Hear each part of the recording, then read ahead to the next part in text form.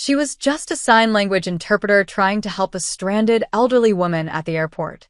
What she didn't know, the grateful woman was a Mafia boss's mother.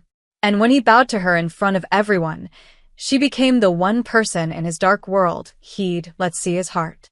The overhead announcement crackled through Terminal C, but Camille Torres barely heard it. After 16 hours at a medical conference in Boston, sitting through presentations on pediatric trauma care and the latest advances in emergency sign language interpretation, all she wanted was to collapse into her own bed back in Chicago. She shifted her worn leather backpack higher on her shoulder and joined the river of exhausted travelers flowing toward baggage claim. That's when she heard it. Not words. Not exactly. But the sharp, desperate sound of someone in distress, a kind of frustrated whimper that cut through the airport noise like a knife. Camille's trained instincts kicked in before her tired brain could protest. She turned toward the sound. Near Gate C7, a crowd had formed a loose semicircle around the information desk. At its center stood an elderly woman, maybe 70, with silver hair pulled into a neat bun. Her hands were moving frantically, signing, Camille realized immediately, while tears of frustration streaked down her weathered cheeks. 3 airport employees stood frozen, their faces twisted in that particular expression of helpless discomfort that came from wanting to help but having no idea how. "Ma'am, please, just calm down," one of them was saying, speaking slowly and loudly, as if volume could somehow bridge the communication gap. The elderly woman's hands moved faster, more desperately. Her signs were clear, precise, Italian sign language with some ASL mixed in, and Camille understood every gesture. "My phone is dead. I don't know where my son is. He was supposed to meet me. Please, I just need to find my son. Please help me." But the airport staff just stared, bewildered and increasingly anxious. A few travelers had stopped to gawk. Someone was filming on their phone. No one was actually helping. Camille didn't think. She just moved. "Excuse me," she said, gently pushing through the small crowd. She stepped directly into the woman's line of sight and began signing. "Hello. My name is Camille. I can understand you. You're safe. Tell me what you need." The transformation was instant. The elderly woman's hands, which had been jerking in panicked, scattered motions, suddenly stilled. Her red-rimmed eyes locked onto Camille's face, and the relief that washed over her features was so profound that Camille felt her own throat tighten. "Oh, thank God," the woman signed, her hands trembling now with emotion rather than panic. "Thank God. I thought no one could hear me." "I can hear you," Camille signed back with a warm smile. "I hear you perfectly. Now let's figure this out together. What's your name?" Rosa. Rosa Marchesi. The woman's hands were steadier now. "My phone died on the plane. My son was supposed to meet me at arrivals, but I got confused. The terminal changed, and I couldn't ask anyone which way to go. I've been trying to find help for 20 minutes. Camille felt a flash of anger at the airport staff. 20 minutes, and not one of them had thought to grab paper and pen or call for an interpreter. But she pushed it aside. There'd be time for that conversation later. Okay, Rosa. First, let's charge your phone. Then we'll call your son. Does that sound good? Rosa nodded vigorously, her whole body sagging with relief. She reached out and grasped Camille's hands tightly, squeezing them with surprising strength. "Thank you," she signed when she released them. "Thank you. You're an angel." "Just someone who knows how to listen."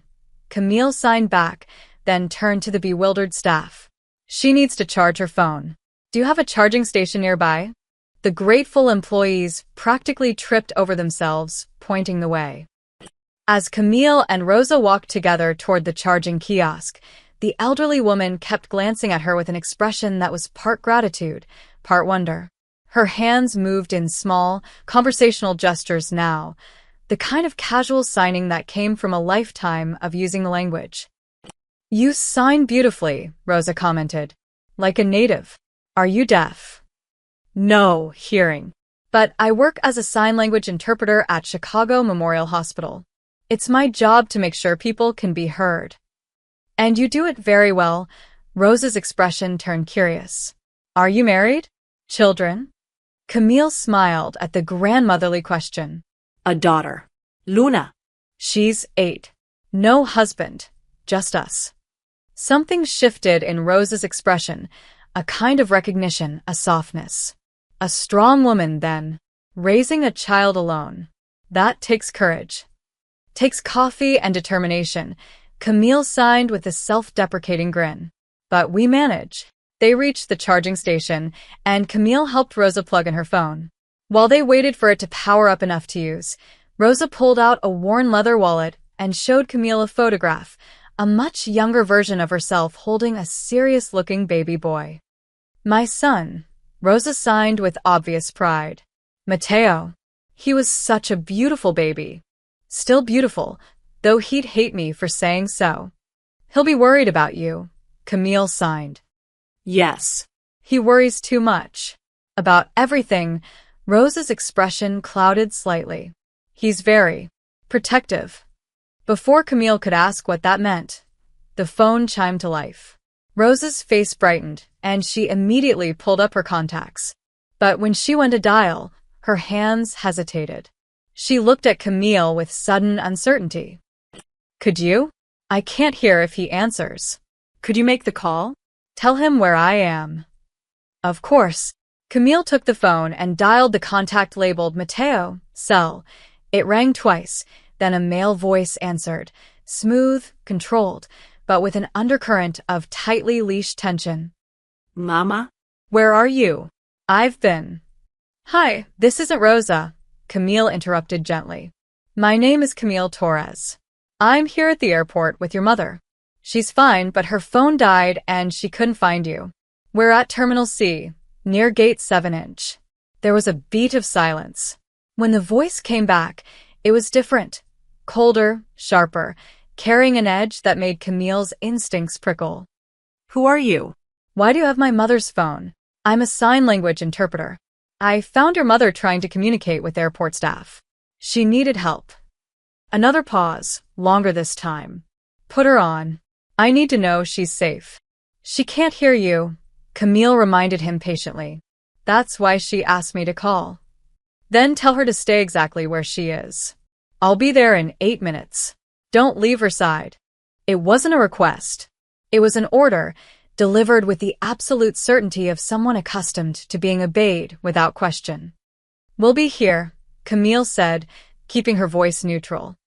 The line went dead. Camille handed the phone back to Rosa and signed. Your son is on his way. He'll be here in about 8 minutes. He sounded very worried. Rosa's expression was complicated, affection mixed with something that looked almost like resignation. Yes.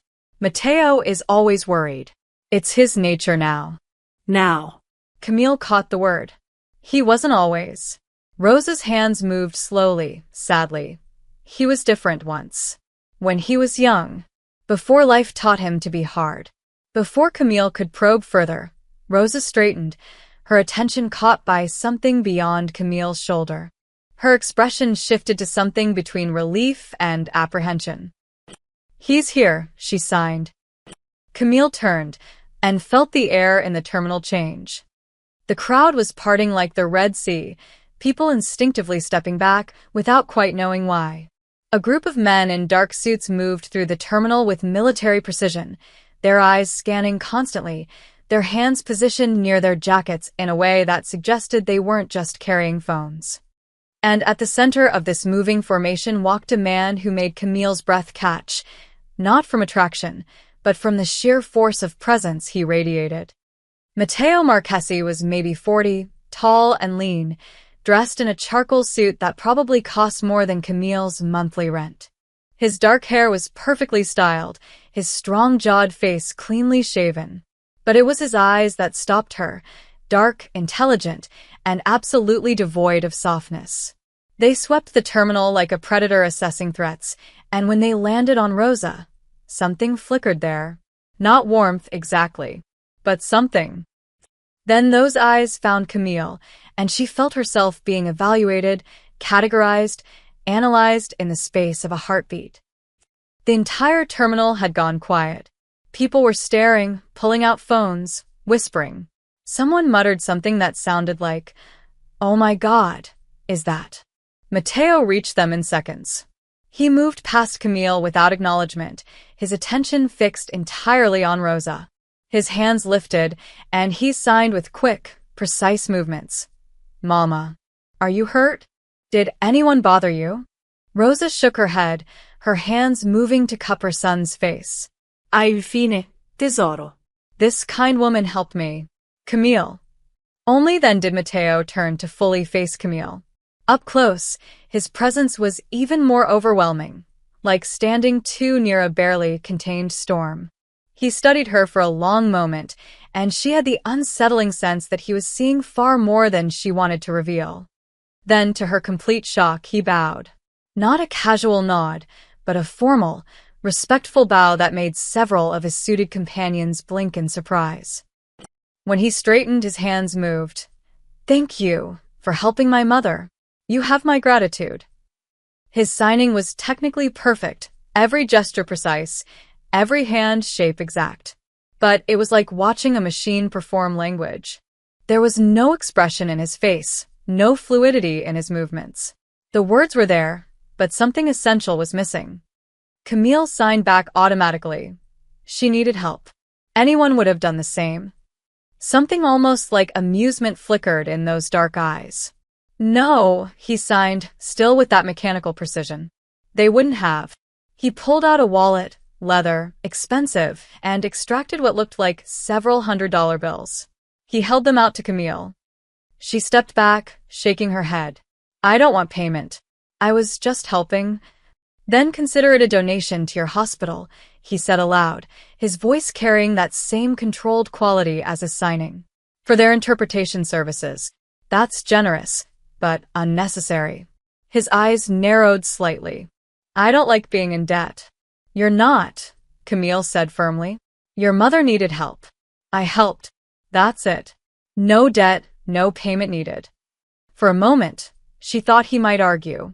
Then Rosa's hand touched his arm, and she signed something private, something Camille couldn't quite catch. Mateo's jaw tightened, but he returned his wallet to his pocket. "Then you have my thanks," he signed again. "My mother is precious to me." He turned to guide Rosa toward the waiting cars, and Camille thought that was the end of it, a strange encounter, a good deed, now complete. Then Rosa turned back, pulling away from her son's gentle hand. She moved to Camille and clasped her hands tightly, her eyes bright with emotion. "You gave me my voice back," Rosa signed. "In a place where no one could hear me. You listened. I won't forget that." Camille squeezed her hands gently. "Take care of yourself, Rosa." As the group moved away, Mateo hovering protectively near his mother, the suited men forming a defensive perimeter, Camille became aware of the dozens of phones pointed their way, of the whispers rising like a tide around her. "Did you see that?" He bowed to her. Matteo Marchesi actually bowed. "Who is she?" "I'm posting this right now." Camille felt a chill run down her spine. Matteo Marchesi. That name meant something clearly. Something that made people stare and whisper and record. She grabbed her bag and hurried toward baggage claim, suddenly eager to get home to her normal life, to Luna's dinosaur pajamas and Mrs. Patterson's cheerful gossip and her small apartment where danger came in the form of overdue bills, not men in suits with guns. She didn't know that in helping Rosa, she'd just stepped into a world that would change everything. She didn't know that kindness sometimes came with consequences. She didn't know that Rosa Marchesi never forgot a debt or a face. And she especially didn't know that in exactly 4 days, an envelope would arrive that would pull her back into an orbit she'd tried to escape. But she'd learn. Soon. Camille should have known something was wrong when Mrs. Patterson opened the door with wide eyes and her phone clutched in her hand like a lifeline. "Camille. Oh my God. I've been trying to call you." "My phone died at the airport," Camille said, confused by her neighbor's agitation. "What's wrong? Is Luna okay?" "Luna's fine, she's asleep." "But you Mrs. Patterson pulled her inside and shoved her phone in Camille's face. "You're all over the internet." The video was grainy but clear enough. There was Camille, stepping forward to help Rosa. There was the crowd parting. There was Matteo Marchesi bowing to her, the moment frozen and replayed from a dozen different angles across social media. The captions made her stomach drop. Mystery woman saves Mafia boss's mother. Matteo Marchesi shows respect. Who is she? Chicago's bravest woman meets the most dangerous man. Marchesi airbows to stranger at O'Hare. Unprecedented moment caught on camera. Mafia boss. The words seemed to echo in her skull. "I didn't know," Camille whispered. She needed help. I didn't know who they were." Mrs. Patterson's expression softened. "Of course you didn't, honey. You saw someone who needed help and you helped them. That's who you are," she hesitated. "But the Marchesi family. Camille, they're not just wealthy. They're connected. Powerful. Dangerous, some say." Camille sank onto the couch, her mind reeling. She'd helped a mafia boss's mother. She'd signed with a man who what? Ran criminal operations? Hurt people? The thought made her sick. "I just want to forget this ever happened," she said quietly. Mrs. Patterson squeezed her shoulder. "I'm sure it'll blow over. Social media moves fast. By tomorrow, everyone will be talking about something else." But Mrs. Patterson was wrong. Over the next 3 days, Camille's life became surreal. Reporters called the hospital asking for interviews. A local news station wanted her to come on air and tell her story. Someone had identified her from the video and posted her name online, along with where she worked. The hospital administrator called her into his office, his expression grave. "Camille, I need to ask, are you in any danger? Should we be concerned about security?" "No," she said firmly. "It was just a chance encounter. Nothing more." But even as she said it, she noticed the black car that seemed to idle near the hospital parking lot every evening when her shift ended. Not threatening, just there. Watching. On the 4th day, when she arrived home from work, Luna was at the kitchen table doing homework while Mrs. Patterson cooked dinner. And on the small dining table sat a cream-colored envelope, thick and expensive-looking. "That came for you today," Mrs. Patterson said. Hand-delivered by a very polite man in a suit who looked like he could break someone in half. Camille's hands trembled slightly as she opened it. Inside was a letter, written in elegant, old-fashioned script. "Dear Camille, I hope this letter finds you well, and I pray my son's world has not caused you distress. I have seen the videos online. I am old, but not so old that I don't know how to use the internet. I want you to know how deeply your kindness moved me. In my 72 years, I have met many people. Most see my son's name and either fear us or want something from us. You saw only an old woman who needed help. I know this may seem forward, but I would very much like to see you again. Not because of obligation or debt, but because I felt, in those few minutes at the airport, that I had met a friend. Real friends are rare in my world. Would you consider visiting me? Just for tea and conversation? Once a week, if your schedule permits? I promise you are in no danger. My son's business does not touch his home, and I would never allow harm to come to someone who showed me such grace. There is another reason I ask. I have been deaf for 15 years. My son learned to sign for me. He learned so quickly, so perfectly. But somewhere along the way, he learned only the words, not the heart behind them. We speak, but we don't truly communicate anymore. You understand this language in a way that is rare. You sign with your whole spirit. I wonder if you might teach him, how to truly talk again. I know I am asking much, but I am an old woman with few hopes left, and one of them is to truly speak with my son again before I die. Your friend, if you'll have me, Rosa Marchesi. P.S. Please don't let fear of my son's reputation keep you away. The man the world sees is not the boy I raised, but that boy is still in there somewhere. I know it. Beneath Rosa's letter was a second note, this one typed on heavy cardstock. Miss Torres, my mother has requested your presence. I will not insult you by pretending this is solely my wish. It is hers. However, I will respect whatever decision you make. If you choose to accept, a car will be available any Thursday afternoon at 3 p.m. outside Chicago Memorial Hospital. The driver's name is Luca. He is trustworthy and will ensure your safety. If you decline, you will not hear from us again. No pressure. No consequences. You have my word. Respectfully, Matteo Marchesi. P.S. The car that has been near the hospital is there for your protection, not surveillance. The media attention has attracted unwanted interest. Once you're no longer in the news cycle, it will disappear. You have my apology for any discomfort it has caused. Camille read both letters twice, her mind spinning. What is it? Mrs. Patterson asked gently. An invitation. From Rosa, the woman I helped. And are you going to accept? Camille looked at her daughter, bent over her math homework, tongue poking out in concentration. She thought about her safe, predictable life. Her small apartment. Her hospital shifts. Her careful budget and quiet routine. Then she thought about Rosa's face at the airport, the desperate relief when someone finally understood her. She thought about those words, "In my world, real friends are rare." She thought about Matteo's perfect, emotionless signing, about Rosa's quiet plea, "We speak, but we don't truly communicate anymore." I don't know, Camille admitted, but I think I might, because sometimes kindness demanded more than a single moment. Sometimes it required courage to step into the unknown. And sometimes Camille was learning the most dangerous thing wasn't the world you entered. It was the regret of turning away from someone who genuinely needed you. She put the letters in her drawer and tried to focus on the ordinary evening ahead. But she already knew what her answer would be. Thursday afternoon arrived with unexpected sunshine.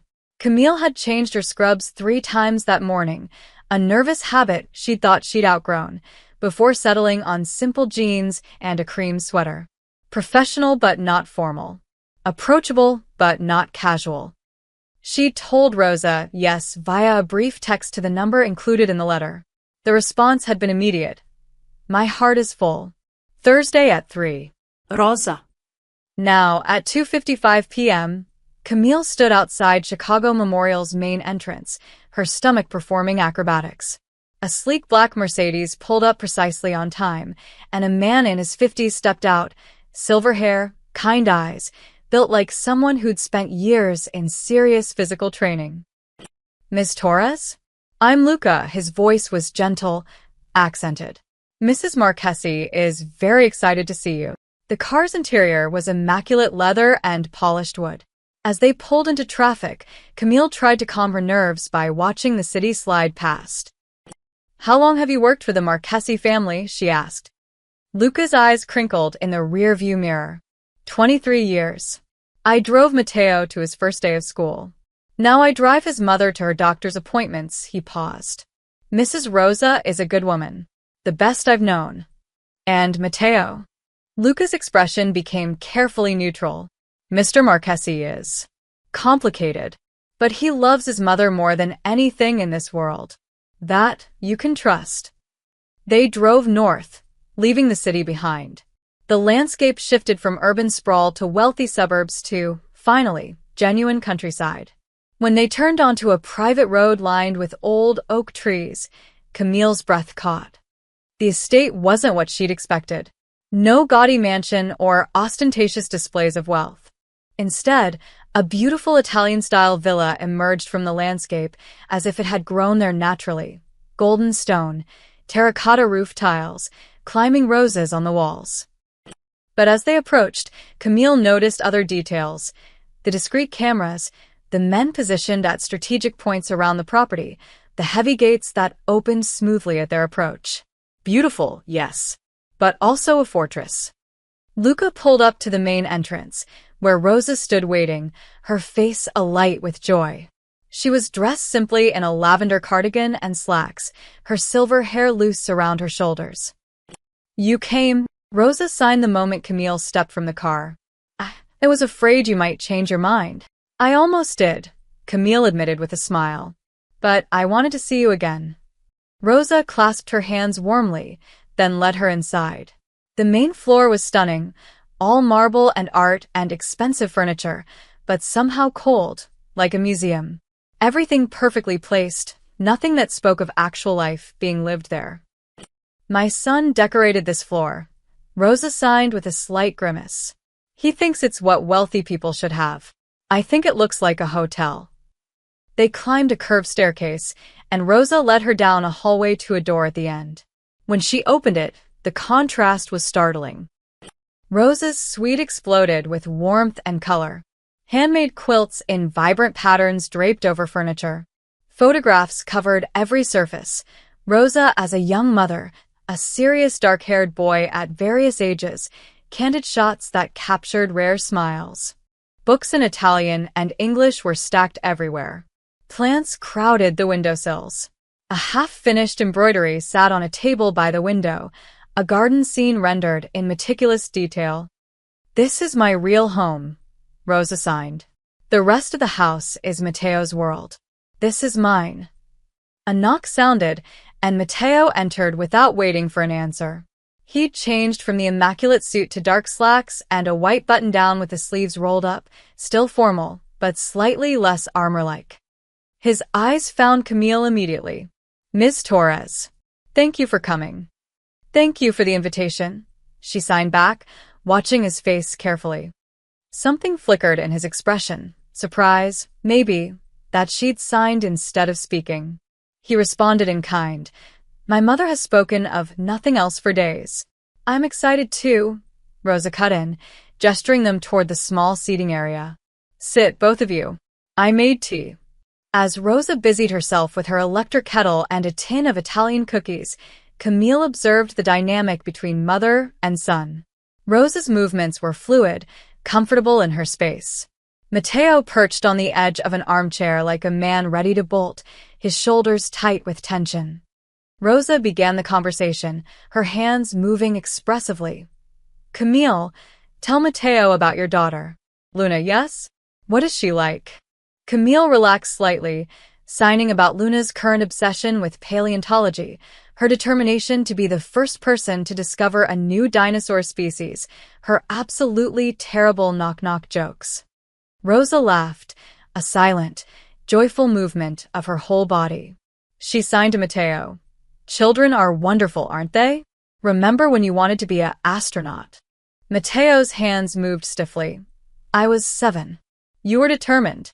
You made me buy you every book about space." Rosa's signs were warm with memory. "Things change," Matteo's response was clipped, his face expressionless. Camille saw it clearly now, what Rosa had meant in her letter. Matteo's signs were technically perfect, grammatically flawless, but they lacked any emotional resonance. He signed like he was filling out paperwork, not having a conversation with his mother. Rosa's face fell slightly, and she turned to Camille with a look that said, "You see." Camille set down her teacup and addressed them both. "Before we start any real work together, I need to understand something. Matteo, you sign fluently. When did you learn?" He was quiet for a moment. 15 years ago, when my mother lost her hearing after an illness." "You learned quickly?" "Very quickly. I hired the best teachers. I needed to communicate with her. And at first, in the beginning..." Something shifted in his expression, a crack in the armor. "At first, it was different." How? Camille pressed gently. Matteo's jaw tightened. He looked at his mother, then away. When his hands finally moved, they were slower, more careful. "At first, I was just a scared 25-year-old who thought he might never really talk to his mother again. Every sign mattered because it was our only connection. I paid attention to everything, her expressions, her mood, the small signals. I wasn't just learning a language. I was learning how to keep from losing her." "And now?" Camille asked softly. Matteo's hands fell still. He stared at them as if they belonged to someone else. When he finally spoke, it was aloud, his voice rough. "Now I'm someone who can't afford to feel that afraid anymore." The room went silent. Rosa's eyes filled with tears she didn't let fall. Camille understood then, this wasn't about teaching sign language. It was about teaching a man who'd built walls so high he couldn't reach his own mother how to be vulnerable again. It was about teaching him that being afraid didn't mean being weak. Then, that's where we'll start. Camille signed to both of them. Not with grammar or vocabulary. With permission to feel. Mateo looked at her like she'd spoken in an alien language. But Rosa smiled through her tears and squeezed her son's hand. It was a beginning. Over the next 3 weeks, Thursday afternoons became sacred time in Rosa's suite. Camille arrived promptly at 3, was greeted with Rosa's warm embraces, and spent 2 hours trying to teach a Mafia boss how to sign with his heart instead of his hands. It was the hardest work she'd ever done. Watch Rosa, Camille instructed during their 4th session, positioning herself where both could see her. Rosa, tell Mateo about your day. Anything that happened. Rosa's face lit up. Her hands moved with natural fluidity. This morning, I watched a cardinal build a nest outside my window. She kept bringing twigs, dropping them, starting over. So determined. It made me think of you as a boy, Mateo. Remember when you tried to build that treehouse? Her whole body participated in the story, leaning forward with excitement, her expression shifting from amusement to tenderness. The signs weren't just hand movements, they were a performance of emotion. Camille turned to Mateo. Now you. Tell Rosa about something from your day. Mateo's shoulders tensed. His hands lifted mechanically. I had meetings. Reviewed contracts. Standard business. His face remained blank. His posture rigid. The words were there, but they landed like stones, heavy and lifeless. Stop, Camille signed. You're reporting, not sharing. Try again, but this time, think about how the day felt, not just what happened. I don't understand the difference, Mateo said aloud, frustration creeping into his voice. Yes, you do, Camille replied, switching to spoken English. You just won't let yourself access it. When you tell your mother about your day, you're protecting her from who you've become. You're editing yourself. Mateo's jaw clenched. Maybe she needs protecting. I'm sitting right here, Rosa signed sharply, drawing their attention. And I'm not fragile. I'm your mother. I want to know my son, not the mask he wears for the world. Something dangerous flashed in Mateo's eyes. Pain, quickly buried. He stood abruptly.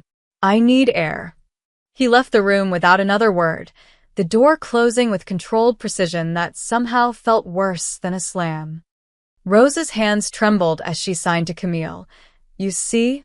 He runs. Every time we get close to something real, he runs. He's not running from you, Camille signed gently. He's running from himself. From feeling. Whatever he does in his business, it requires him to be hard, controlled, unfeeling. He's afraid if he opens up here, even a little, he won't be able to close it again. But that's no way to live, Rosa signed, tears tracking down her weathered cheeks. That's just existing. Surviving. He's already lost so much, his father, his innocence, his softness. I can't lose him too, even though he stands right in front of me. Camille moved to sit beside Rosa, taking her hand. We'll get through to him.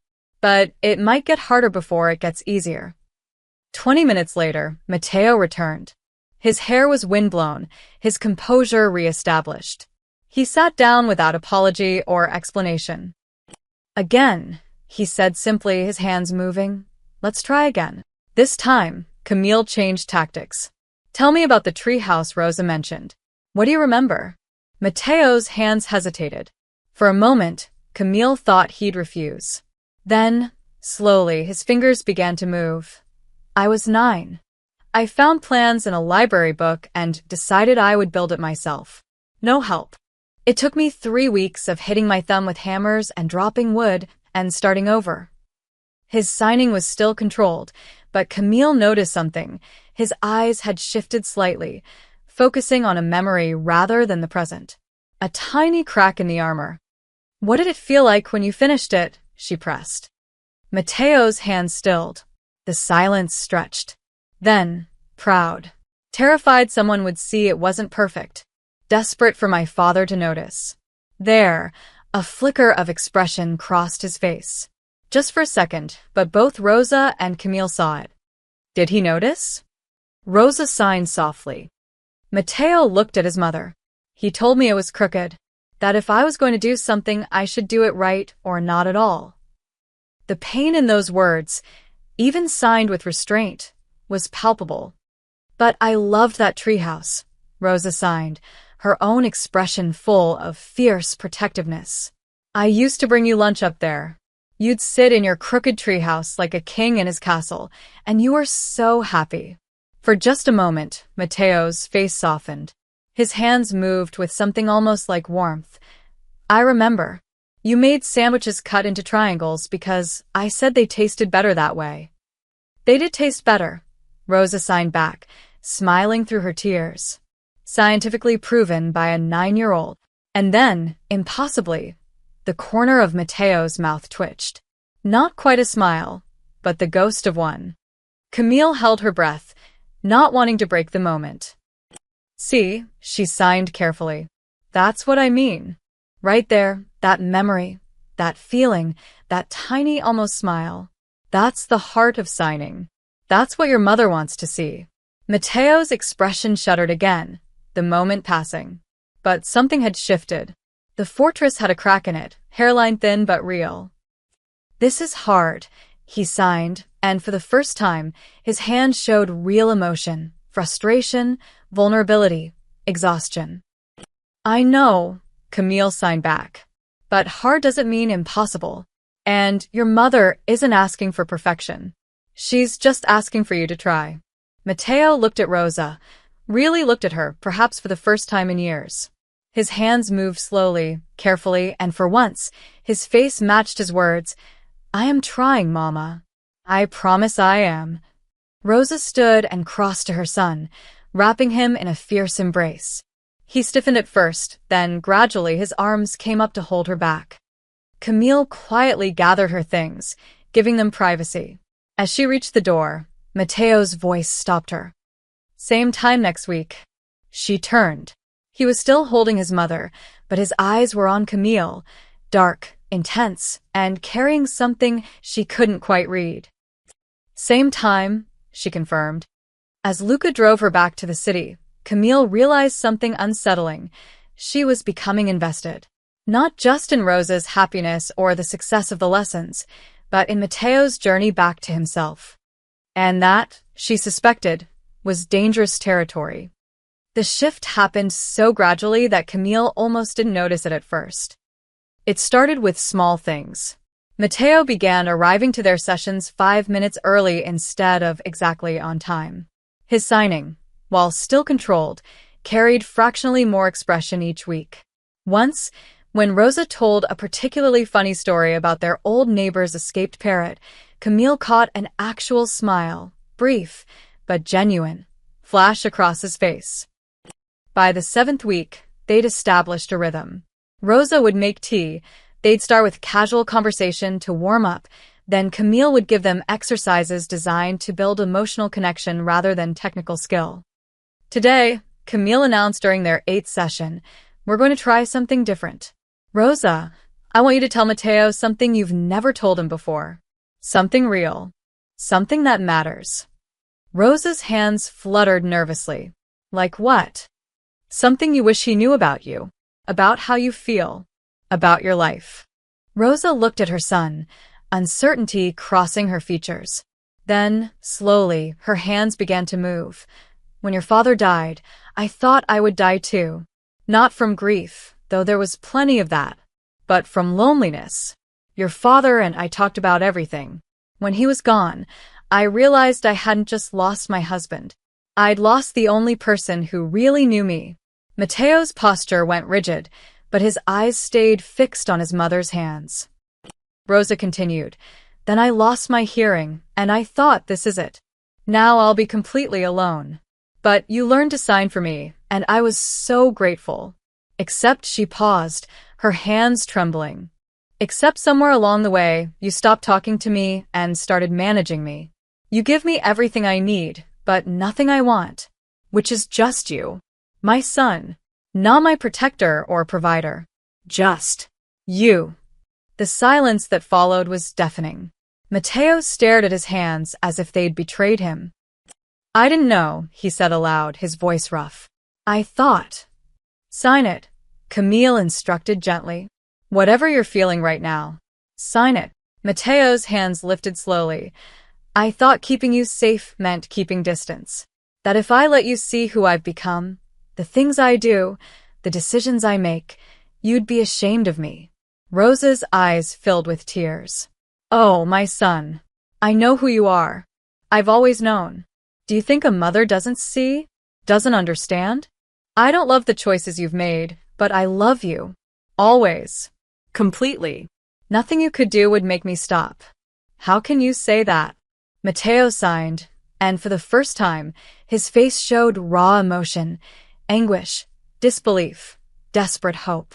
You don't know everything. The things I've done. I don't need to know everything.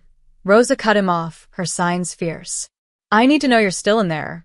That my boy, my soft-hearted boy who cried over injured birds and built crooked treehouses, is still alive somewhere under all that armor. Matteo's hands dropped. He stood abruptly, walking to the window, his back to them. His shoulders shook once, just once, and Camille realized with shock that Matteo Marchesi, the man who commanded fear with a glance, was crying. Rosa moved to him immediately, wrapping her arms around her son from behind. She was so much smaller than him, but in that moment, she was the strong one. Camille stood quietly, preparing to leave them alone. But Matteo turned, and through his tears, he signed something that made Rosa sob. I'm so tired, Mama. I'm so tired of being this person, but I don't know how to be anyone else anymore. Then let me help you remember. Rosa signed back. Let us help you. You don't have to do this alone. Camille slipped out of the room, closing the door softly behind her. She stood in the hallway, her own eyes damp, and tried to collect herself. You're good at this. She jumped. Luca stood at the end of the hallway, his expression knowing. At what? At reaching the unreachable, he moved closer, his voice low. I've worked for this family since Matteo was 17. I watched his father turn a smart, sensitive boy into something hard and cold. I watched him lose himself piece by piece. In 2 months, you've done what no one else could. You've reminded him he's still human. I'm just teaching sign language, Camille protested weakly. No, Luca said firmly. You're teaching them how to love each other again. That's far more dangerous and far more valuable.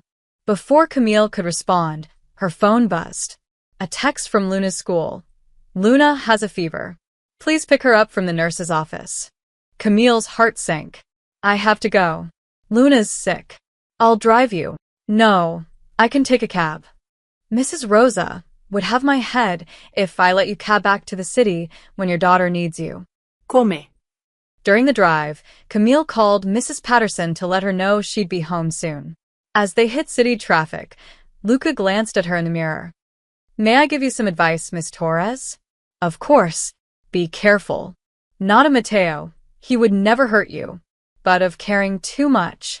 This family, he paused, choosing words carefully. They pull people into their orbit, and it's hard to escape the gravity once you're caught. I'm not caught, Camille said. I'm just helping. Luca smiled sadly. That's what they all say at first. When they pulled up to Luna's school, Camille thanked Luca and hurried inside. Luna looked miserable, her forehead warm with fever, her usual energy depleted. Mama, she whimpered. I don't feel good. I know, baby. Let's get you home. As Camille carried her daughter to catch a cab, supporting Luna's weight against her hip, she thought about what Luca had said. About orbits and gravity and being pulled into something you couldn't escape. She thought about Matteo's tears, about Rosa's fierce love, about the way she'd started looking forward to Thursdays with an intensity that had nothing to do with professional duty.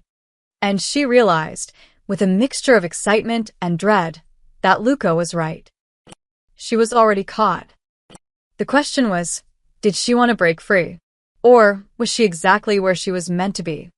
Luna's fever broke by morning, but Camille kept her home from school anyway. They spent Friday curled on the couch in their small apartment, Luna dozing between episodes of her favorite dinosaur documentary, while Camille caught up on laundry and bills. This was her real life. Not elegant villas or emotional breakthroughs with complicated men. This was stained carpet that no amount of scrubbing would fully clean, a refrigerator held shut with duct tape because the seal had broken months ago, and a daughter who needed her completely. Nana. Luna's voice was still scratchy from her fever. Where do you go on Thursdays? Camille folded a pair of small jeans. I visit a friend, an elderly woman who's deaf, like some of the patients I help at the hospital. Does she have grandkids? No, sweetheart. Just a grown son. Luna considered this. That's sad. Everyone should have grandkids. Mrs. Patterson says grandkids are what make getting old worth it. Camille smiled. Mrs. Patterson says a lot of things. Is your friend lonely? The question caught Camille off guard. She thought about Rosa's suite, that explosion of color and life in an otherwise cold house. About how Rosa's face lit up every Thursday when Camille arrived. Yeah, baby. I think she is. Luna sat up, her expression serious despite her flushed cheeks. Then I'm glad you visit her. You always tell me that being kind is the most important thing, even when it's hard.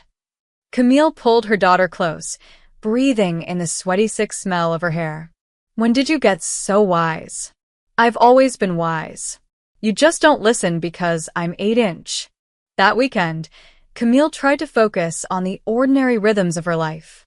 Saturday morning meant grocery shopping, carefully calculating every item, putting back the name brand cereal Luna wanted because the generic was $2 cheaper. It meant explaining again why they couldn't afford the new backpack shaped like a dinosaur, watching Luna's face try not to show disappointment.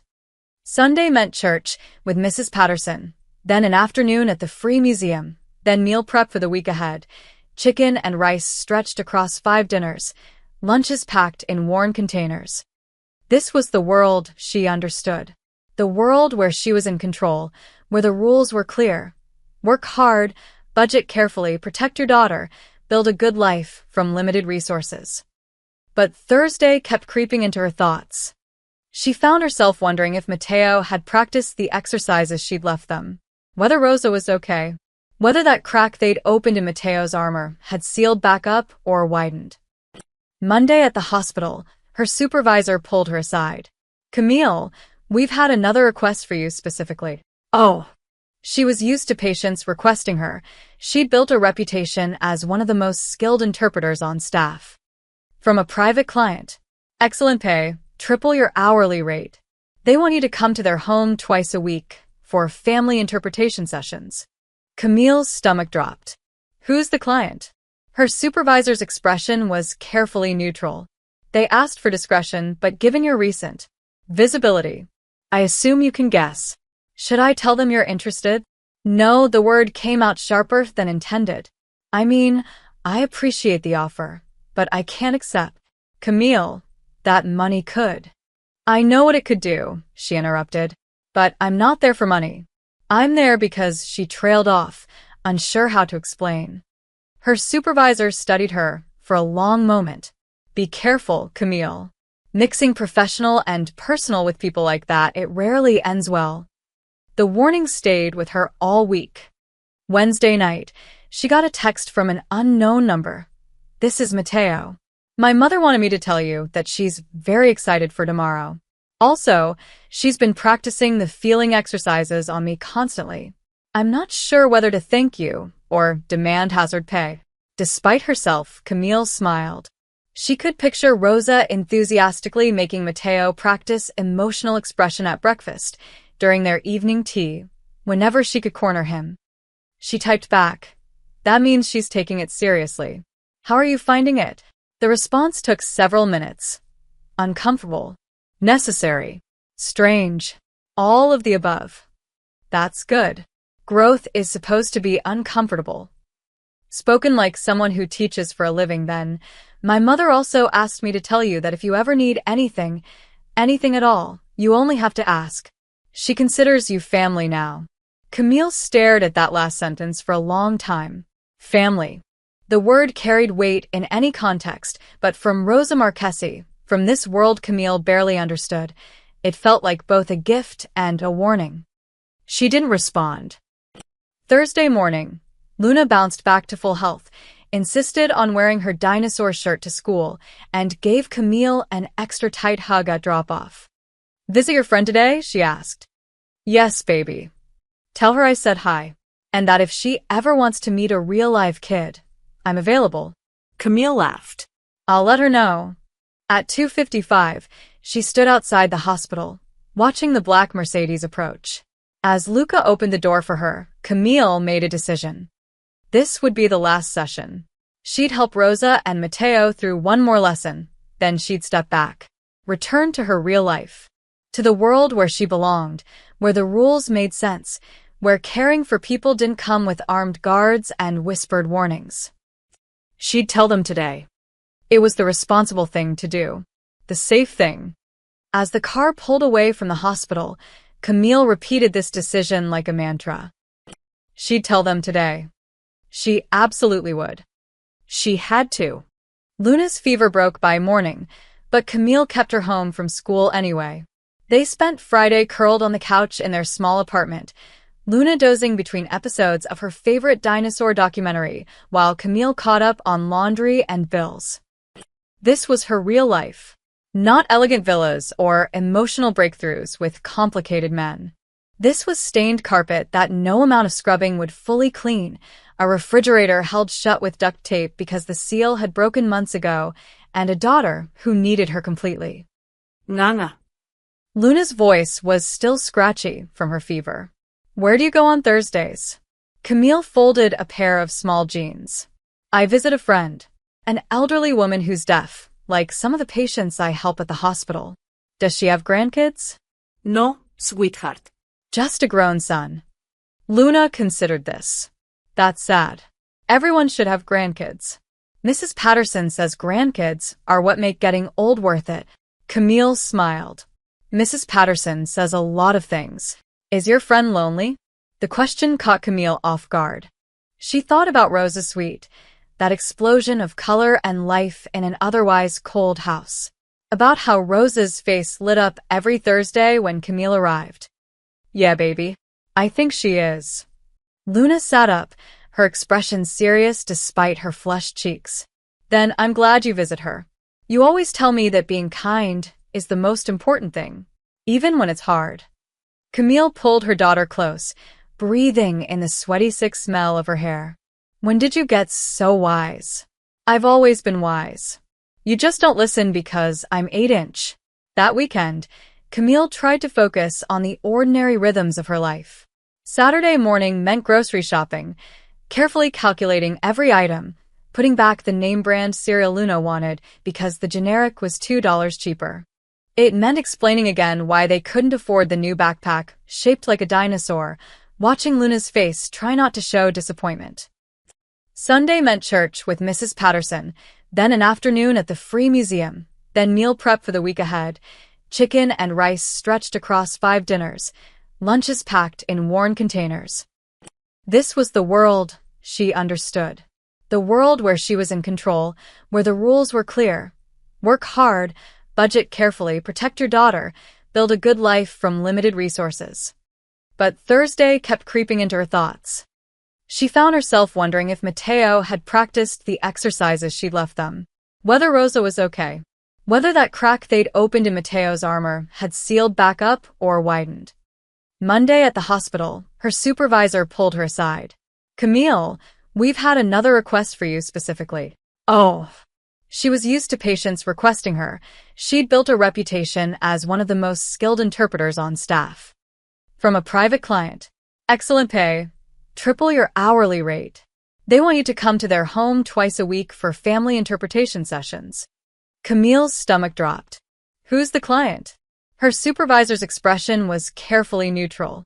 "They asked for discretion, but given your recent visibility, I assume you can guess. Should I tell them you're interested?" "No." The word came out sharper than intended. "I mean, I appreciate the offer, but I can't accept." "Camille, that money could." "I know what it could do," she interrupted. But I'm not there for money. I'm there because she trailed off, unsure how to explain. Her supervisor studied her for a long moment. Be careful, Camille.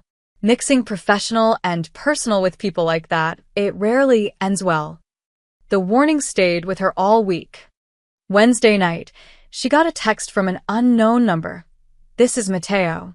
My mother wanted me to tell you that she's very excited for tomorrow. Also, she's been practicing the feeling exercises on me constantly. I'm not sure whether to thank you or demand hazard pay. Despite herself, Camille smiled. She could picture Rosa enthusiastically making Mateo practice emotional expression at breakfast, during their evening tea, whenever she could corner him. She typed back, "That means she's taking it seriously. How are you finding it? Tell her I said hi, and that if she ever wants to meet a real-life kid, I'm available." Camille laughed. I'll let her know. At 2:55, she stood outside the hospital, watching the black Mercedes approach. As Luca opened the door for her, Camille made a decision. This would be the last session. She'd help Rosa and Mateo through one more lesson, then she'd step back, return to her real life, to the world where she belonged, where the rules made sense, where caring for people didn't come with armed guards and whispered warnings. She'd tell them today. It was the responsible thing to do, the safe thing. As the car pulled away from the hospital, Camille repeated this decision like a mantra. She'd tell them today. She absolutely would. She had to. Camille never got the chance to end things. When she arrived at the estate, something was wrong. The guards at the gate were doubled. Men in dark suits spoke urgently into earpieces. The usual calm efficiency had been replaced with controlled tension. Luca's jaw was tight as they drove up. There's been a situation.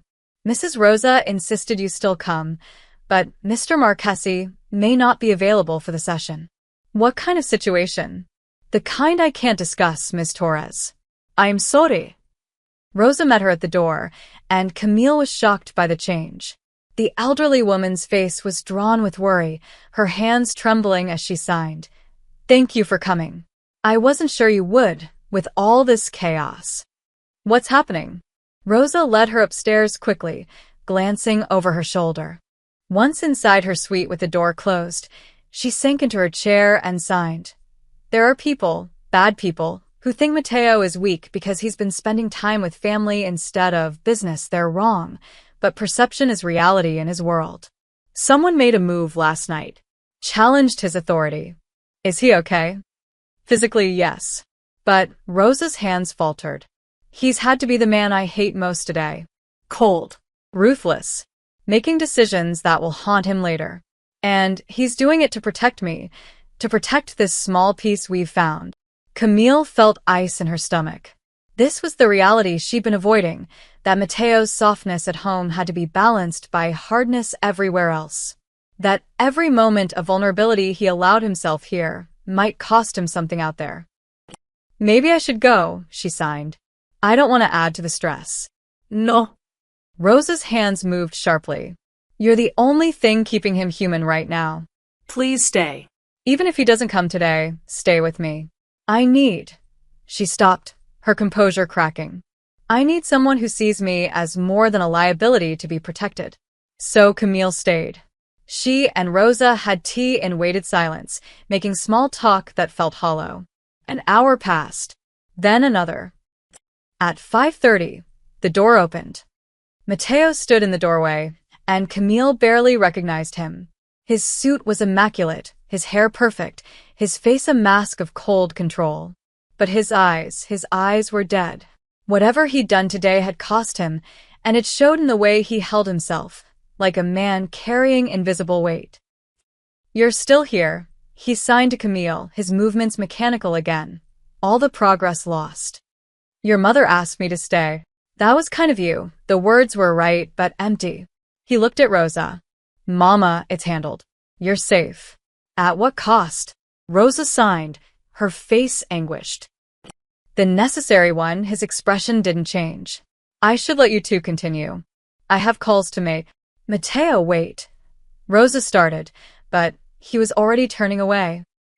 Stop, Camille said aloud, surprising herself with the sharpness in her voice. Mateo froze.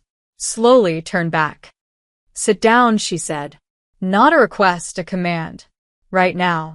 Something flickered in those dead eyes. Surprise, maybe, that someone was ordering him around in his own house. For a moment, she thought he'd refuse. Then, mechanically, he Saturday. Tell me what you're feeling, Camille signed. Nothing. I'm not feeling anything. That's a lie. You're feeling everything and shutting it all down because that's how you survive. But you can't do that here. This is the one place you get to be human. So tell me, what are you actually feeling? Mateo's jaw clenched. His hands didn't move. Rosa reached across and placed her hand on her son's knee. Please, Tesoro. We're not the world. We're family. Something broke. Camille saw it happen the exact moment the dam cracked. Mateo's hands lifted slowly, shaking. I'm feeling like a monster. Like my father. Like everything you raised me not to be. What happened? Rosa signed gently. I can't tell you. I won't put that on you. Then tell me how it made you feel.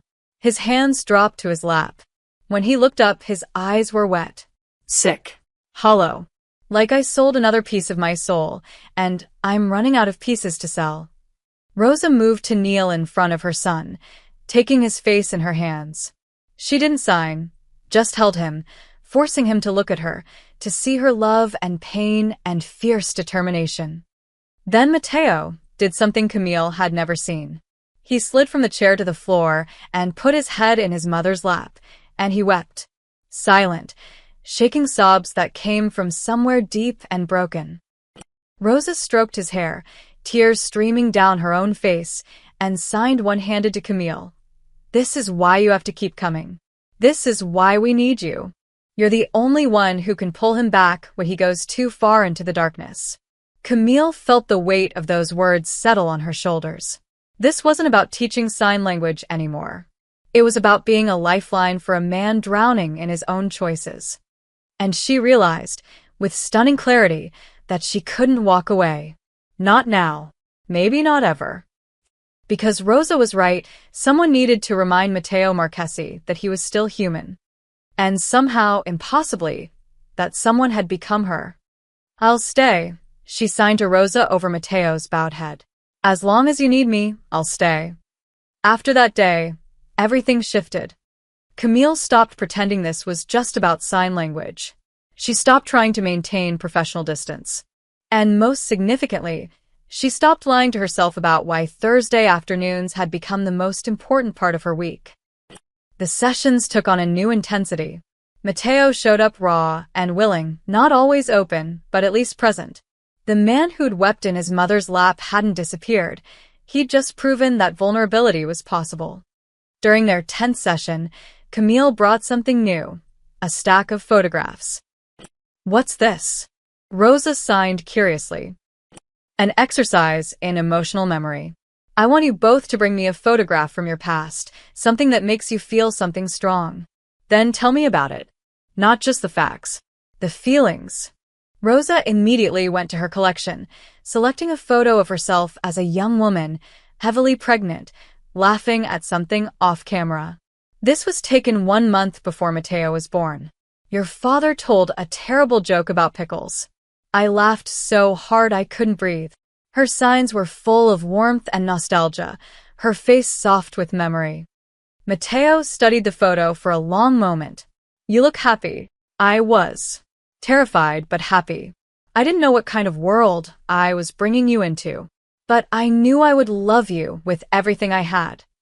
Mateo's expression was complicated love, grief, guilt all mixed together. His hands moved slowly. I'm sorry the world I gave you wasn't the one you deserved. You didn't give me a world, Tesoro. You inherited one. There's a difference. Camille turned to Mateo. Your turn. Show me a photo. He hesitated, then pulled out his phone.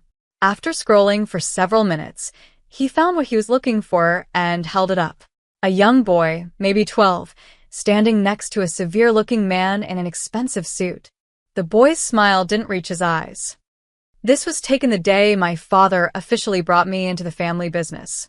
I'd just watched him conduct a negotiation that ended with someone leaving in an ambulance. Then we posed for this photo like it was my birthday party. The bitterness in his signing was palpable, his movements sharp, his face tight. How did you feel? Camille pressed. Proud. Terrified. Sick. All at once, his hands moved faster now, the emotion building. I wanted him to see me as strong, as worthy. But all I could think about was the blood on his cufflinks that he'd casually wiped away before putting his arm around me. Rosa's face crumpled. I didn't know he brought you that young. He promised me. He promised you a lot of things, Mama. Mateo's signing had shifted from bitter to protective. But he loved you. That part was real. Did he love you? Camille asked quietly. The question hung in the air. Mateo stared at the photograph, his jaw working.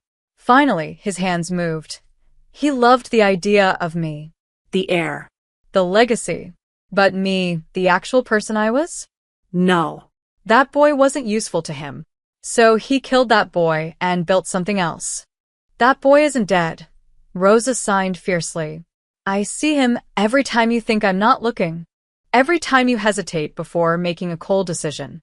Every time you choose mercy when ruthlessness would be easier. Mercy is weakness in my world. Your father's world, Rosa corrected. Not yours. You have choices he never gave himself. Doi. Mateo's signing was raw now, all pretense stripped away. Because it doesn't feel like I have choices. It feels like I'm on a track that was laid before I was born, and the only variable is how much of my soul I lose along the way. Camille leaned forward. Then make a different choice. Right now. In this room. Show me the boy in that photo. Not the man your father built. I don't know how. Yes, you do. You've been doing it for weeks. Every time you let yourself feel something in front of your mother. Every time you sign with real emotion instead of just accuracy. That's you making a choice. Mateo looked at the photograph again, then at his mother, then at Camille. His hands lifted hesitantly. I wanted to be an astronaut. I wanted to explore space and discover new worlds, and be far away from this one. I used to stare at the stars and imagine being anywhere but here. His face, for once, matched his words, wistful, sad, achingly young. And now? Camille asked. Now I'm so deep in this world I can't see the stars anymore. He looked directly at her, and there was something in his eyes that made her breath catch. Until Thursday afternoons. When I come here, I remember what it felt like to want something different. The weight of his gaze, the vulnerability in his expression, it hit Camille like a physical force. This wasn't just about a son reconnecting with his mother anymore. This was about a man finding his way back to himself. And somehow, impossibly, Camille had become essential to that journey. Rosa watched them both, a knowing look crossing her face. She signed something private to Mateo, too quick for Camille to catch fully. Whatever it was made Mateo's eyes widen slightly before he looked away. Again, Camille signed, redirecting before the moment became too heavy. Tell me more about the boy who wanted to be an astronaut. And for the next hour, Mateo talked about dreams he'd buried so deep he'd forgotten they existed. About the books he'd read as a child, the telescope his mother had bought him, the notebook where he'd drawn elaborate plans for spaceships. Rosa cried quietly, hearing these stories for the first time in decades. And Camille realized she was witnessing something rare and precious, a man learning to feel again, one painful memory at a time. The call came at 11:47 p.m. on a Tuesday. Camille was already asleep, exhausted from a double shift at the hospital. When her phone buzzed, she fumbled for it in the dark, her first panicked thought always Luna. But it was an unknown number. She almost didn't answer. Hello. Her voice was thick with sleep. Miss Torres, this is Luca. His voice was tight, urgent. I'm sorry to call so late, but Mrs. Rosa is asking for you. She's very upset. Camille sat up, instantly awake. What happened? Is she hurt? No, but he paused. There's been an incident. Mr. Marchesi was. There was an attempt.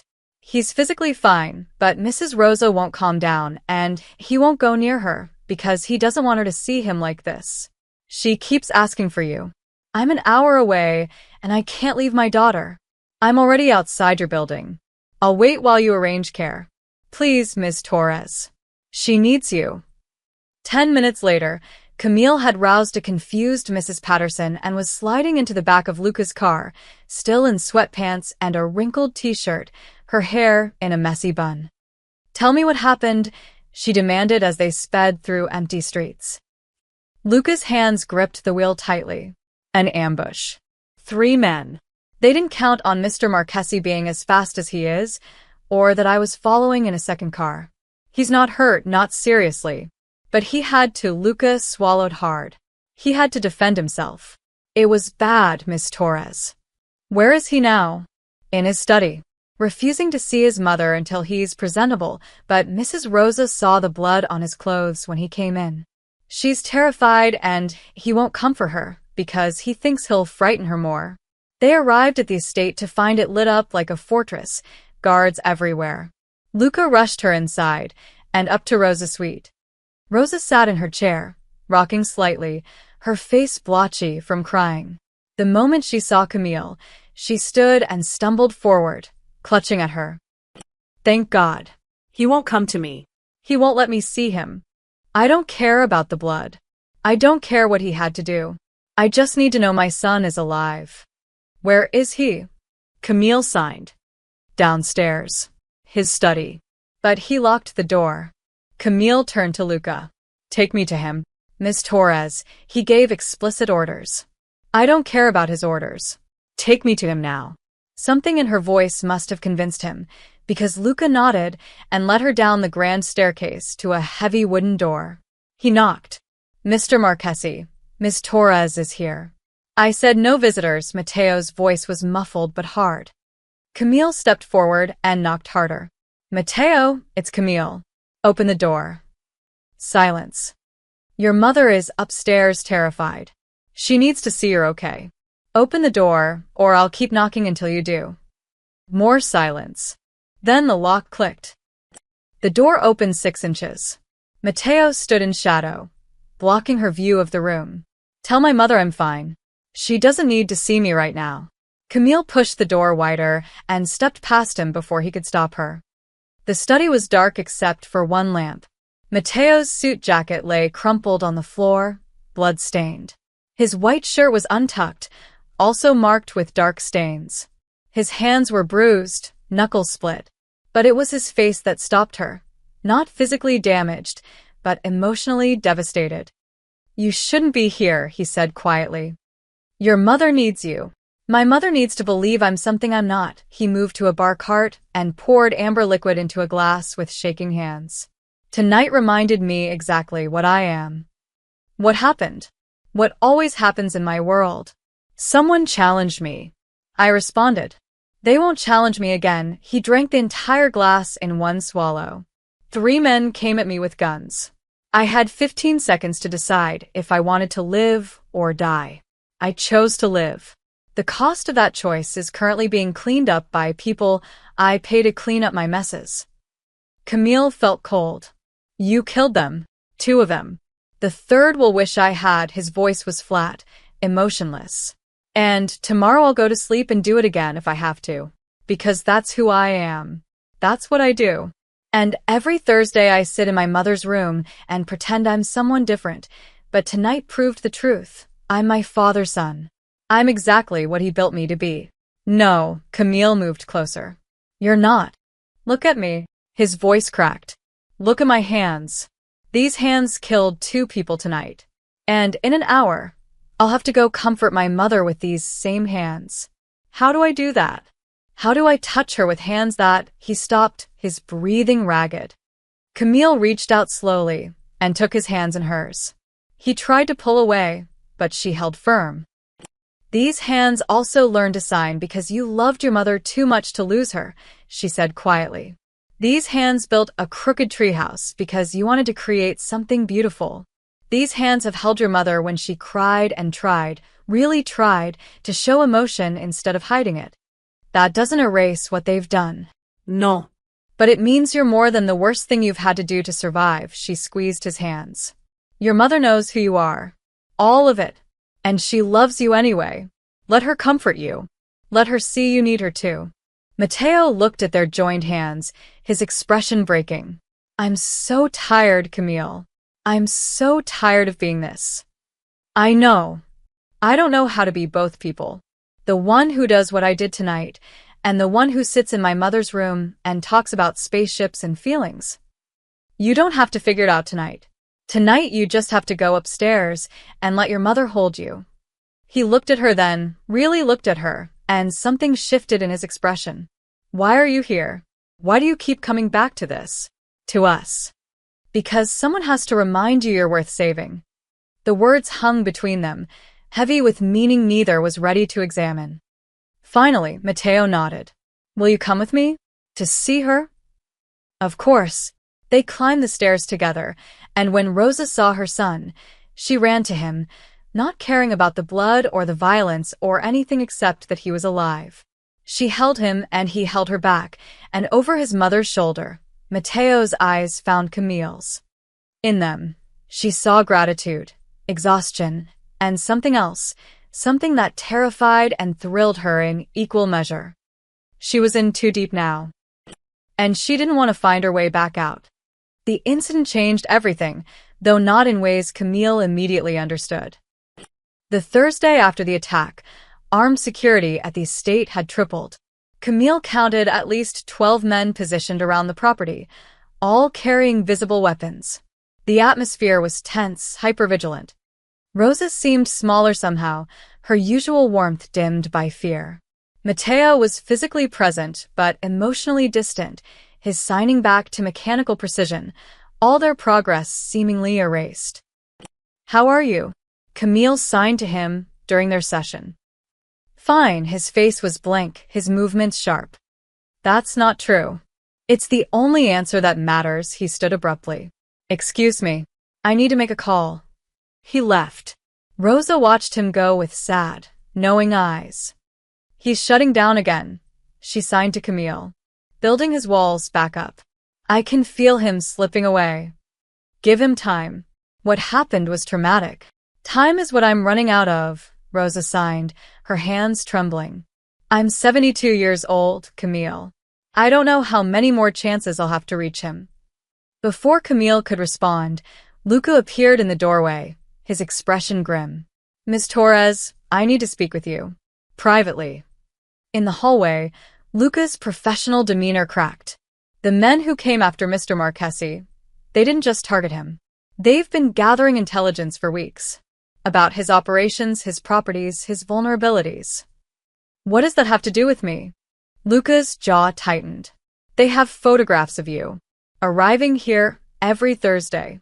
They know your name, where you work, where you live. They know about Luna. The floor seemed to tilt beneath her. What? They're mapping his emotional connections, looking for pressure points. You've become visible to his enemies. But we're not. Camille couldn't finish the sentence. It doesn't matter what you are or aren't, Luca said gently. It matters what you appear to be.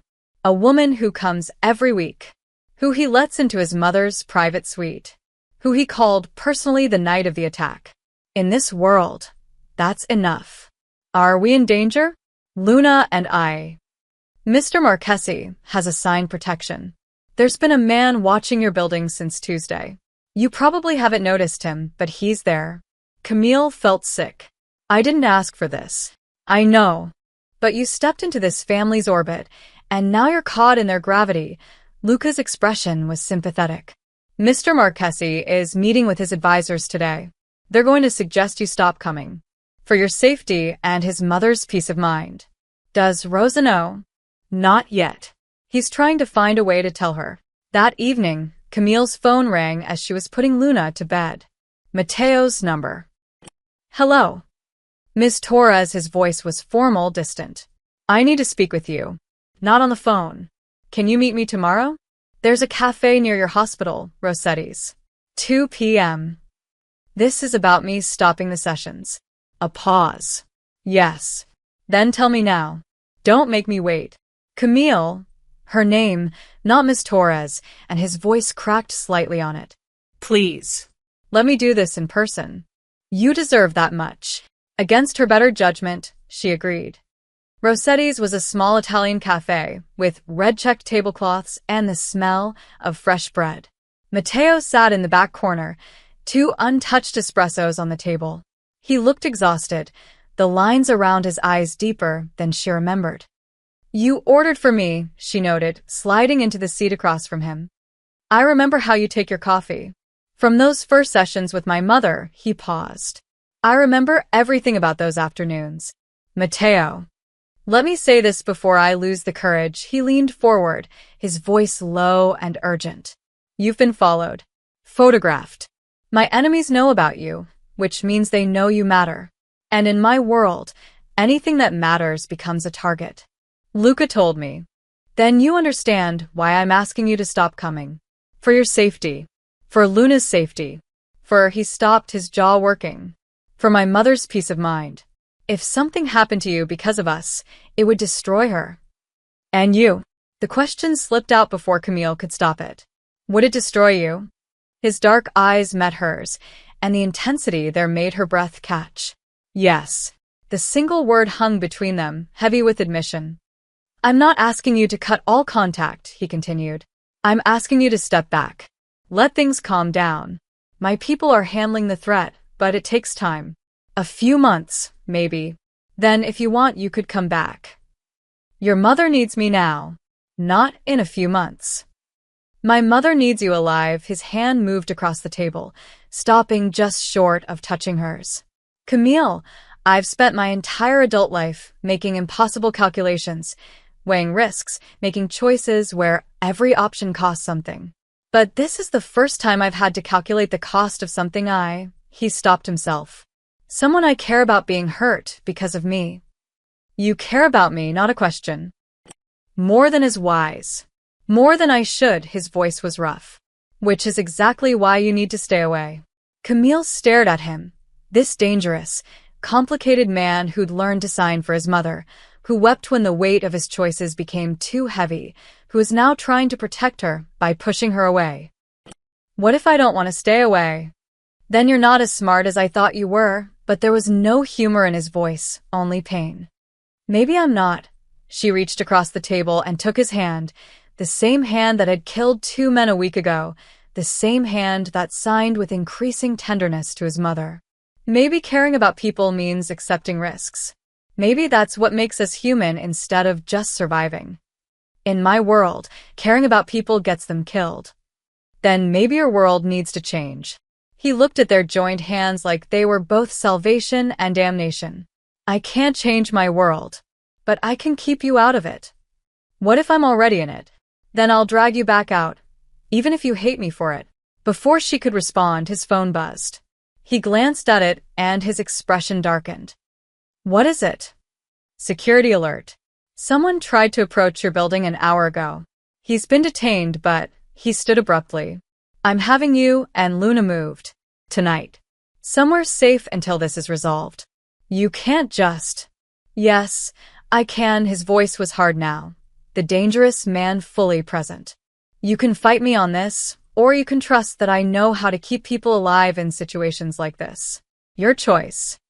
Camille stood too, anger and fear warring inside her. I don't want your protection if it means never seeing you or Rosa again. Then you're asking me to choose between your safety and your happiness. His eyes were anguished. That's not a choice, Camille. Your safety wins. Every time. He left cash on the table and walked out, leaving her standing there with cold espresso and a heart that felt like it was breaking. Because she'd finally understood what Rosa had been trying to tell her all along. Loving someone in Matteo's world meant accepting that sometimes love meant letting go. Even when it destroyed you both. The safe house turned out to be a luxury apartment in a high-security building downtown, fully furnished and staffed with 2 guards who introduced themselves as Marco and Sofia. They were professional, polite, and completely inflexible about Camille and Luna leaving without approval. Luna thought it was an adventure at first. Mama, this place is a pool. And look, the TV is huge. But by day 3, the novelty had worn off. When can we go home? I miss my room. I miss Mrs. Patterson. Soon, baby. Soon. Except Camille didn't know if that was true. She'd received only one message from Rosa, delivered by Marco on their second day, a handwritten note that said simply, "My son thinks he's protecting you. Please don't hate him for it. And please don't forget us." No messages from Mateo. Nothing. Just silence and guards and the suffocating feeling of being a bird in a gilded cage. On day 7, Camille snapped. "I need to go to work," she told Marco. "I've used up all my personal days. If I don't go back, I'll lose my job. Mr. Marchesi has arranged for your salary to be. I don't want his money. I want my life back." Marco's expression was sympathetic but firm. 2 more days.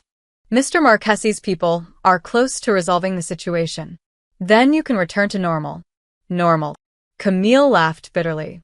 Nothing about this is normal. He doesn't get to just lock me away like I'm... She stopped. Like I'm what? His to protect? His responsibility. His. That night, Luna was asleep when Camille's phone buzzed with an unknown number. Her heart leaped. Maybe Mateo finally. But the text made her blood run cold. Does your daughter know her mother visits criminals? Shame what could happen to a pretty little girl with no protection. Stop seeing the Marchesis or find out. Her hands shook so badly she almost dropped the phone. She showed Marco, who immediately made calls, his face grim. Within 20 minutes, security had doubled and Mateo arrived in person. He swept into the apartment like a storm, fury and fear in equal measure. His eyes found Camille's immediately. "Are you both safe?" Luna? "She's sleeping." She doesn't know Camille's voice was surprisingly steady despite her racing heart. "How did they get my number?" "I don't know yet. But I will find out." He turned to Marco. "Full lockdown. No one in or out except me and Luca. Trace that number. I want a location in the next hour." Marco nodded and stepped away, phone already at his ear. Mateo turned back to Camille, and she saw something break in his carefully controlled expression. "I'm sorry." "God, Camille, I'm so sorry. I thought keeping you here would keep you safe, but I just made you a sitting target. This isn't your fault." "Of course it is." His hands moved in sharp, angry gestures, signing without realizing it. "Everything that's happening to you is because of me. Because I was selfish enough to want you in my life when I should have sent you away that first day at the airport. So what now?" Camille signed back, her own anger rising. "You've locked us in this beautiful prison. Someone is threatening my daughter, and you're drowning in guilt. What's your plan?" "My plan is to end this. Tonight." His signing became harder, more aggressive. "I'm going to find whoever sent that message and make sure they never threaten you again." "By doing what? Becoming more of the monster you hate being?" He flinched as if she'd struck him. "If that's what it takes to keep you and Luna safe, yes. That's not what I want. I don't care what you want. I care that you're alive." His hands were shaking now, his face twisted with emotion. "Don't you understand?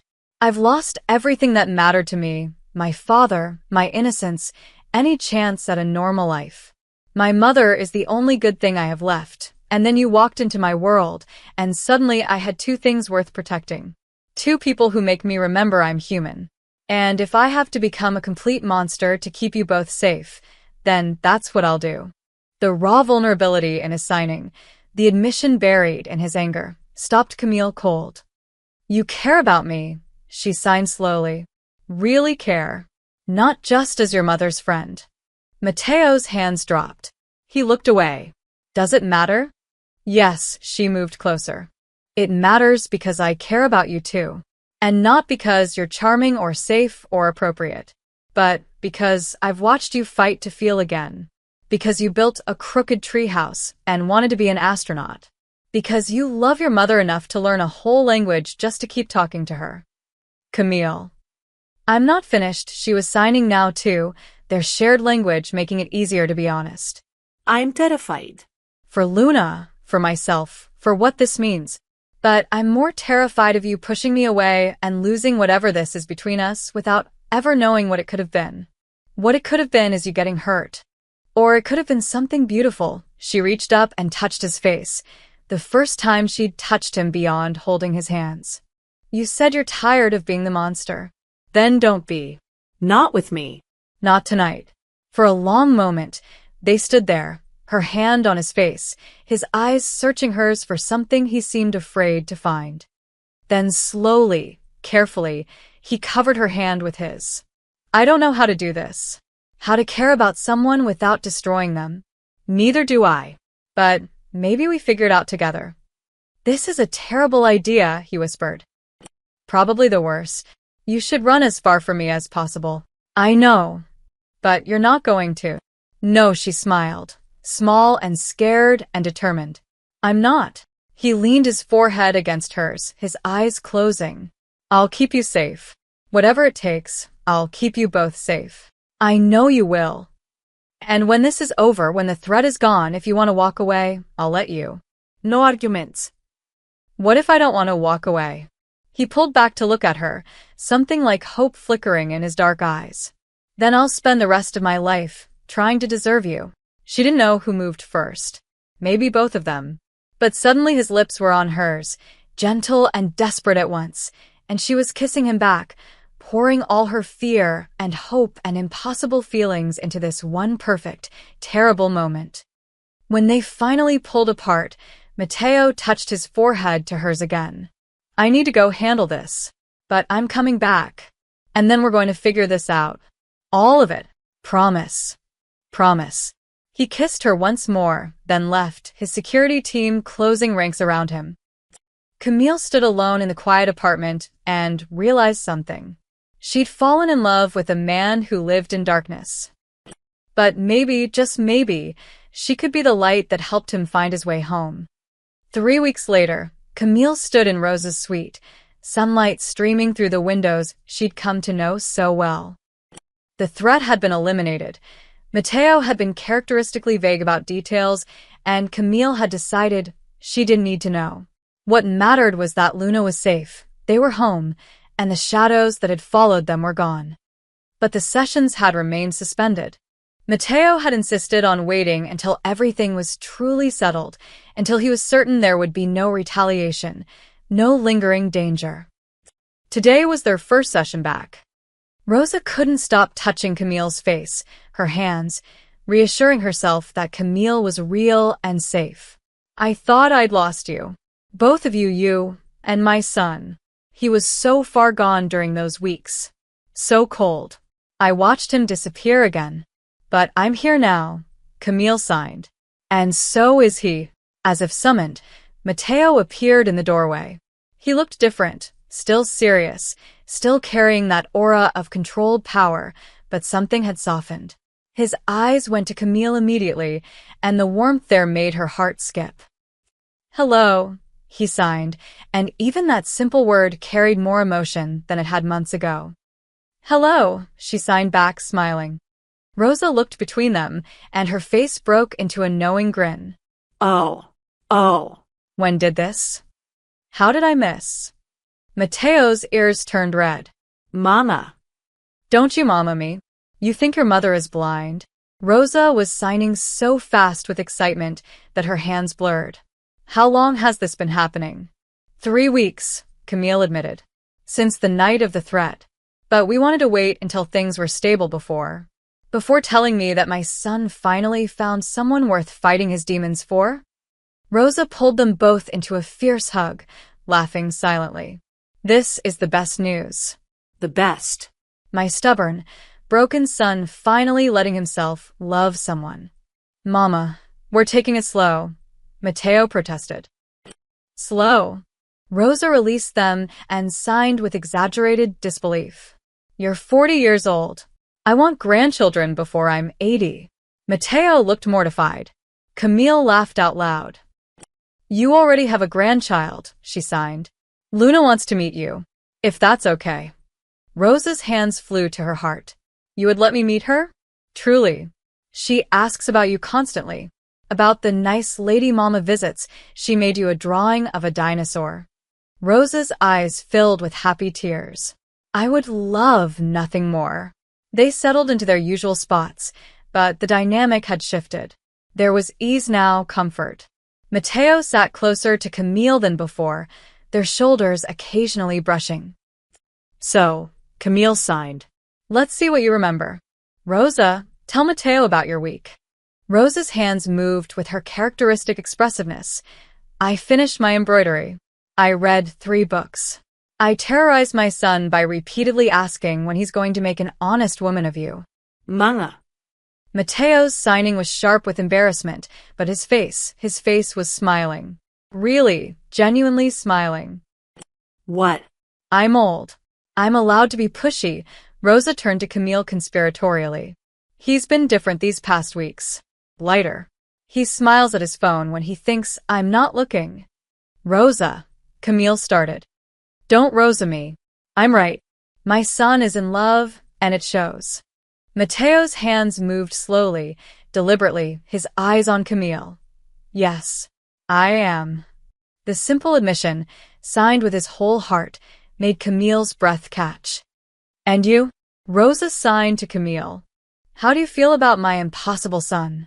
Camille looked at Mateo, this complicated, dangerous, tender man who'd learned to sign for his mother, who'd protected her and Luna at great cost, who was still learning to feel after years of numbness. I love him, she signed, even though it's terrifying and complicated and probably crazy. The best love usually is. Rosa signed wisely. Your father and I, we were impossible too.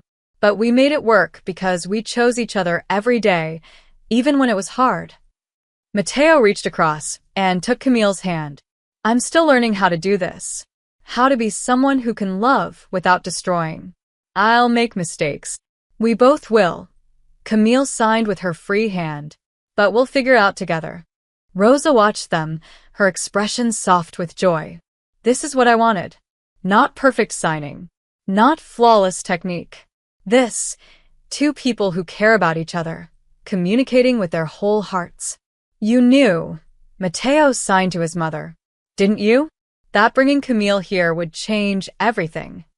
I hoped, Rosa admitted. I saw something in her at that airport. Kindness, yes. But also strength. The kind of strength you needed. Someone who could see the man you really are beneath all the armor. She sees too much. Mateo signed, but he was smiling. I see exactly enough. Camille signed back.